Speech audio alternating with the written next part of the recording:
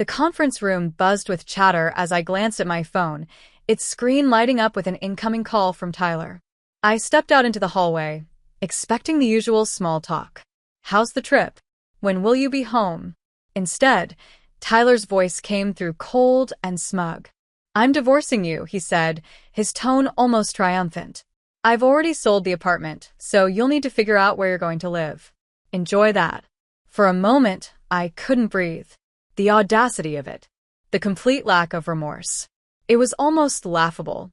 My hand tightened around the phone as his words sunk in. "You sold the apartment?" I asked, keeping my voice steady. "Yeah," he said with a dry laugh. "Nicole, and I need the money to set up our life together. She deserves better than a tiny place like that anyway." Nicole. The name stung, though I'd suspected for months that there was someone else. Tyler's late nights, his sudden work trips, and the mounting distance between us all pointed to a third party. But to hear him speak her name so casually, as if I were the intruder in their life, lit a fire in my chest. "Sounds good," I replied evenly. There was no way I was giving him the satisfaction of hearing me crack. "My name is Amelia, and up until that phone call, I thought I'd married a man I could trust. Tyler and I had been together for 6 years, and while things hadn't always been perfect, I'd believed in our partnership. We'd worked hard to buy our apartment, a cozy 2-bedroom in the city that I'd fallen in love with the moment I saw it. It wasn't just a home, it was a symbol of everything we'd built together. Or at least that's what I'd thought. Looking back, there had been signs. Small cracks in the foundation I'd ignored. Tyler's dismissive attitude whenever I asked about finances. His tendency to brush off my concerns with a charming smile and a quick kiss. I'd always assumed his confidence came from knowing what he was doing. Now I realize it came from knowing he could manipulate me. The rest of the day passed in a blur. I sat through client meetings, nodding at all the right moments while my mind raced. Tyler thought he'd won. He thought he could pull the rug out from under me, sell the home I'd worked so hard for, and walk away scot-free. But there was one crucial detail he didn't know. The apartment deed had been in my name alone for months. I'd had it transferred after we refinanced earlier in the year, a move Tyler had agreed to without much thought because it meant a lower interest rate. He'd never bothered to ask about the details or read the paperwork he'd signed. His carelessness was going to be his undoing. By the time I returned to my hotel room that evening, my shock had turned into resolve. I wasn't going to cry or beg. Tyler wanted a fight? Fine. But this was a fight I was going to win. The first call I made was to Chloe, my lawyer and longtime friend. I laid out the situation in painstaking detail, my voice calm even as my pulse raced. "He sold the apartment?" she repeated, incredulous. "Does he even realize that he can't do that without your consent?" "Apparently not," I said, a hint of amusement creeping into my tone. "He thinks he's already spent the money on his new life with Nicole." Chloe laughed dryly. "Well, he's in for a rude awakening. The sale is invalid. You can prove sole ownership, and if he's taken any money from the buyer, he's on the hook for fraud." The word fraud sent a jolt of satisfaction through me. "What do we need to do?" I asked. "First, we'll notify the buyer that the sale isn't legal," Chloe said. "Then, we'll draft a formal letter for Tyler, outlining the consequences of his actions. If he's dumb enough to try anything else, we'll take him to court." As I hung up, I felt a strange sense of calm settle over me. Tyler thought he'd outsmarted me, that he'd left me powerless and scrambling. But in reality, he'd just set himself up for the ultimate humiliation. I spent the rest of the trip focusing on my work, compartmentalizing my emotions, and channeling my energy into the task ahead. The betrayal hurt, but the prospect of reclaiming my life and watching Tyler's smugness crumble gave me a sense of purpose I hadn't felt in months. When I boarded the plane home, I was ready. Ready to face Tyler. Ready to dismantle his lies. And ready to start a new chapter without him. This wasn't just about winning. It was about taking back control. The flight home gave me hours to think about how everything had unraveled. Tyler's arrogance was astounding. He hadn't even tried to hide his betrayal, as if I was just another obstacle to bulldoze on his path to freedom. But instead of spiraling into anger, I focused on what I'd do when I returned. Tyler thought I was powerless, but he didn't realize I'd been playing the long game without even knowing it. As the plane touched down, my first call was to Chloe. "I'm back," I said as I hauled my suitcase off the luggage carousel. "What's the next step?" "We've already notified the buyer," she replied, her tone brisk and efficient. They were shocked, to say the least, and not too happy with Tyler. "They're willing to cooperate, which helps our case." "And Tyler?" I asked. "I sent the formal letter to his email this morning," she said. "It outlines the illegality of the sale, your sole ownership of the apartment, and the potential consequences of fraud. He hasn't responded yet, but if I had to guess, he's going to be furious." Good, I thought. Let him stew. When I arrived home, the apartment was eerily quiet. Tyler's things were still there. His jackets draped over the chair, his shoes carelessly tossed by the door, but the place felt different, like the energy had shifted. I took a deep breath and set my suitcase down, knowing that the confrontation would come soon enough. Sure enough, Tyler came storming in that evening, his face red with anger, and his phone clutched in his hand. "What the hell is this?" he shouted, waving the letter Chloe had sent. "You're telling me I can't sell the apartment? It's half mine." "No, Tyler," I said calmly, crossing my arms. "It's not. The deed has been in my name for months. You can't sell something you don't own." He froze, his face a mixture of confusion and rage. "What are you talking about?" I grabbed the deed from the file I'd pulled earlier, holding it up for him to see. "After we refinanced, I had the deed transferred to my name. You signed off on it, remember? Or did you just skim the paperwork like you always do?" For a moment, he said nothing. Then his expression twisted into a sneer. "You think you're so smart, don't you? This doesn't change anything. I already made a deal, and you're going to look like a fool when it all falls apart." I stared at him, unblinking. "The sale is already void, Tyler. The buyer knows it, and they're ready to take legal action if you don't return the money." "Oh, and speaking of money," I took a step closer, lowering my voice. "If you've spent a single cent of that deposit, you're in even bigger trouble." Tyler's confidence wavered for the first time. "You don't know what you're talking about," he muttered, avoiding my gaze. "Oh, I know exactly what I'm talking about," I said, my voice steady. "You've spent years treating me like I'm too naive to notice what you're doing. But guess what, Tyler? I've been paying attention, and now you're going to deal with the consequences." He started pacing, his frustration mounting. "This is ridiculous. You're blowing everything out of proportion. You can't just kick me out of here." I raised an eyebrow. "Actually, I can. This apartment is legally mine. You can stay here for now, but only because I'm giving you the courtesy of time to figure out your next move. But let me be clear. I'm not going anywhere." Over the next few days, Tyler's anger turned into desperation. He called me repeatedly, leaving frantic voicemails that alternated between begging and threatening. Meanwhile, Chloe worked behind the scenes to ensure that every loose end was tied up. The buyer rescinded the agreement, furious at Tyler for wasting their time and money, and Chloe drafted the preliminary paperwork for the divorce proceedings. "You're in a good position, Amelia," she told me during one of our meetings. "Tyler has no leverage here. Between the voided sale and the fraud charges hanging over his head, he'll have to cooperate if he wants to avoid a bigger mess."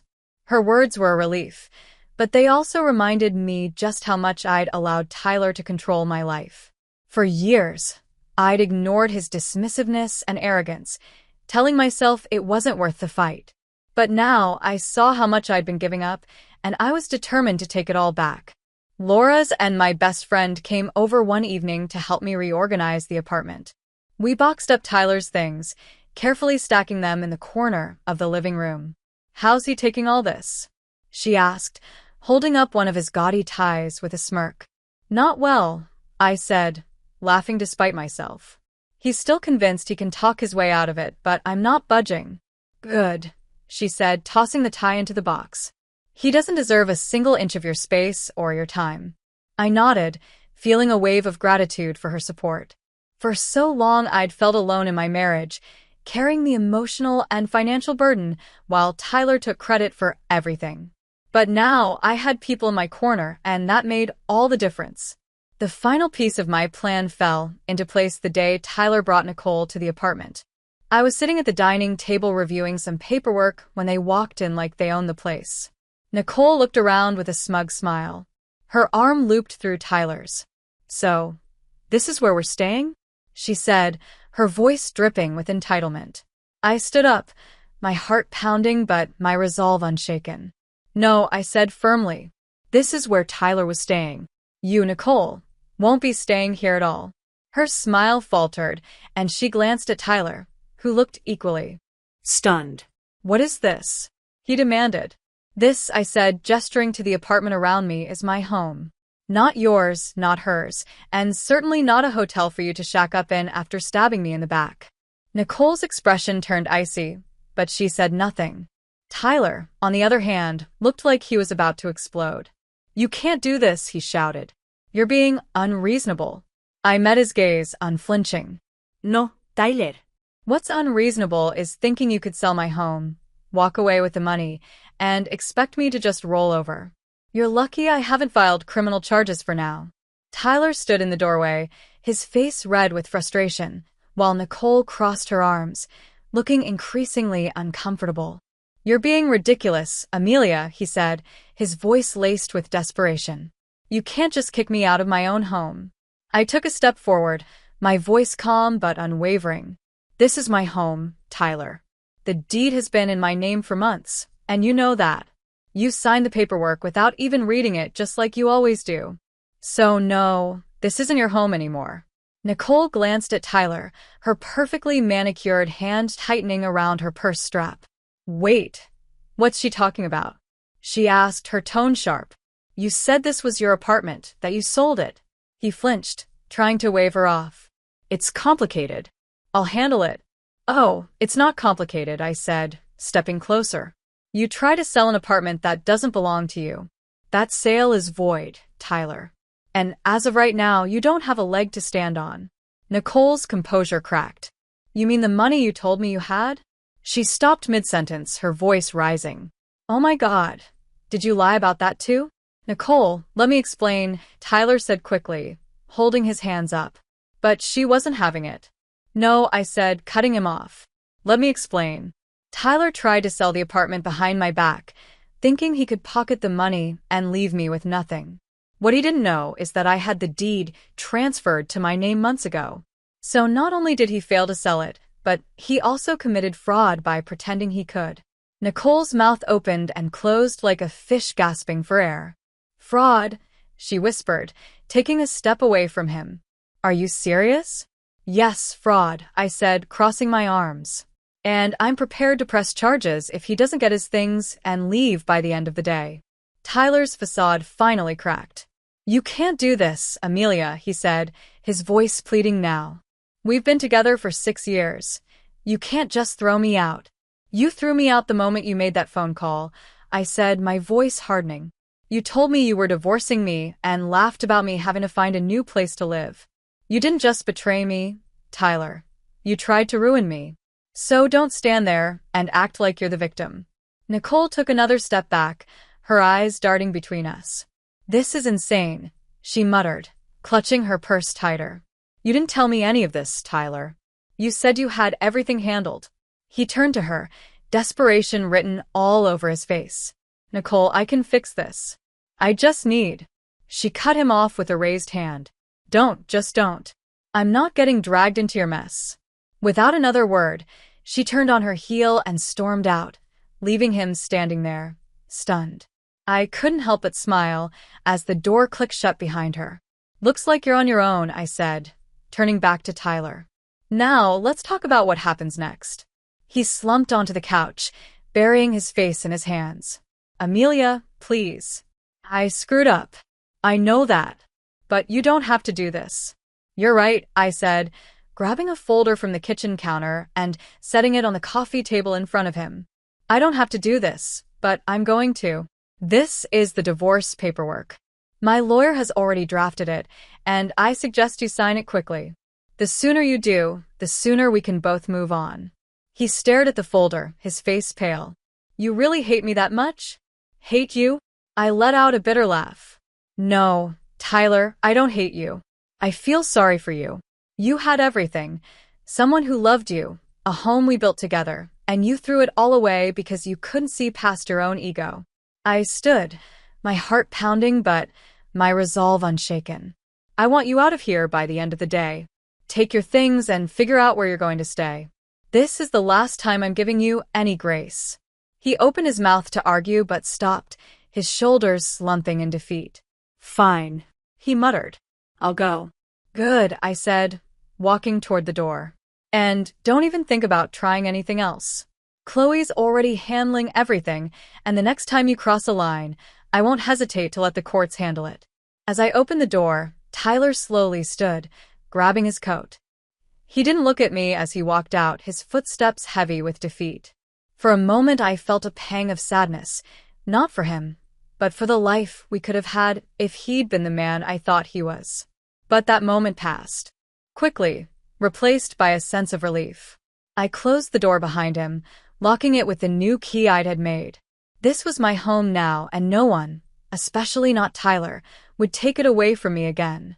The silence in the apartment after Tyler left was deafening. For the first time in years, I felt like I could finally breathe.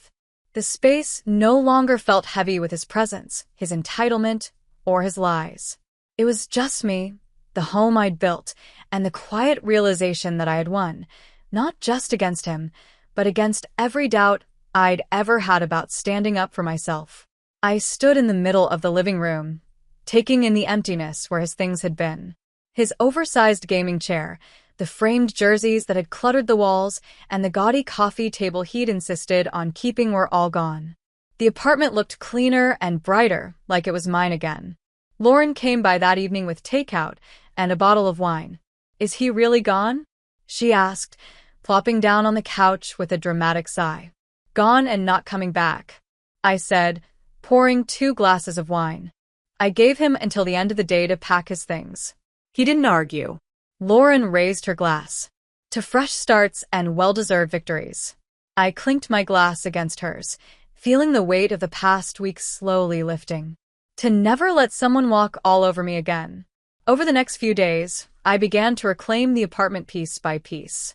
I rearranged the furniture, moved my favorite artwork into the living room, and filled the space with things that made me happy. It wasn't just about redecorating. It was about turning the apartment into a reflection of who I was, not the person Tyler had tried to make me. Chloe called with updates on the legal proceedings, her voice filled with the kind of confidence that made me feel invincible. "The fraud charges are off the table since the buyer decided not to pursue them," she explained. "But the divorce paperwork is moving along smoothly. Once Tyler signs, you'll be officially free." Hearing the word free made my chest tighten. It wasn't just about the divorce. It was about everything I'd been carrying for years. The resentment, the self-doubt, the feeling of being trapped in a marriage that didn't value me. It was all finally being lifted. Tyler tried to reach out a few times. His messages ranged from half-hearted apologies to pathetic attempts to guilt me into reconciling. "I made a mistake," one read. "Can't we at least talk about this?" Another was more desperate. "You're going to ruin me, Amelia. Is that what you want?" I didn't reply. For once, I wasn't going to waste my energy trying to fix something that was broken beyond repair. He'd made his choices, and now he was dealing with the consequences. By the end of the week, the apartment felt like a completely new space. Warm, inviting, and entirely mine. As I sat on the couch with a cup of tea, the city lights twinkling outside the window, I thought about everything that had happened. Tyler's betrayal had been a shock, but it had also been a wake-up call. For too long, I'd let myself believe that I didn't deserve better, that I had to settle for whatever scraps of respect and love he decided to throw my way. But now I knew better. I wasn't just reclaiming my apartment, I was reclaiming my life. A month later, my life looked completely different. The apartment was unrecognizable, not because of any drastic renovations, but because of how it felt. It was a space that reflected me, my tastes, my personality, and my newfound independence. The absence of Tyler's clutter and his overbearing presence made the home feel lighter, freer. The divorce was moving along smoothly. Chloe had handled everything with precision, ensuring Tyler had no room to argue or complicate the process. He signed the papers without much fuss, likely realizing that he had no leverage. There was no grand showdown, no emotional plea to work things out. Just a cold, clean break that felt both bittersweet and deeply satisfying. One day, as I sorted through some old papers, I came across a photo of Tyler and me from our early years together.